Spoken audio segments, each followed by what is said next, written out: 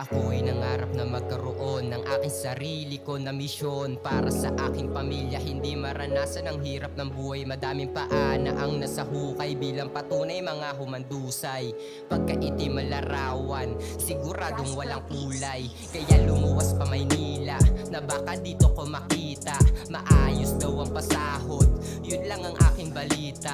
Trabaho nga bang marangal o baka naman ako'y masakdal? Tunay na pera ang may kasalanan kapag inipit nakakasakal. Isang linggo na puro ganto, ganto na ba yung trabaho ngayon? Tamang hatid lamang sa gilid, abutan saglit lang at tahimik. Tamang masid lang sa paligid, yoko mag-utak na makitid. Pero ba't di ko maiwasan isiping merong sasapitin? Ako ay nangarap na magkaroon ng aking sarili ko na misyon para sa aking pamilya. Hindi maranasan ang hirap ng buhay. Madaming paana ang nasa hukay bilang patunay mga humandusay. Pagkaitim ang larawan, siguradong walang kulay. Isang araw meron sa'kin tumawag, teka bakit mo ako hinahanap? Si bossing ko no, merong papatrabaho kasi meron daw nagreklamo. Gabing gabi na, pwedeng bukas na yan. Sabi ni boss makinig ka naman, para to sa iyong pamilya, kaya ako napapayag naman.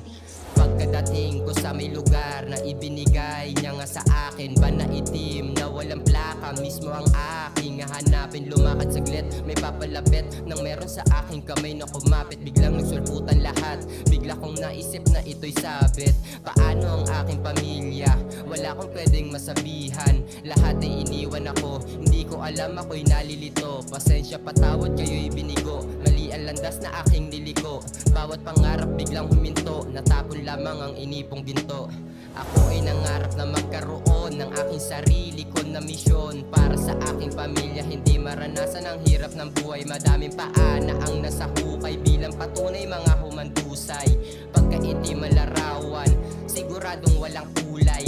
Ako ay nangarap na magkaroon ng aking sarili ko na misyon para sa aking pamilya. Hindi maranasan ang hirap ng buhay. Madaming paana ang nasa hukay bilang patunay mga humandusay. Pagkaitim ang larawan, siguradong walang kulay.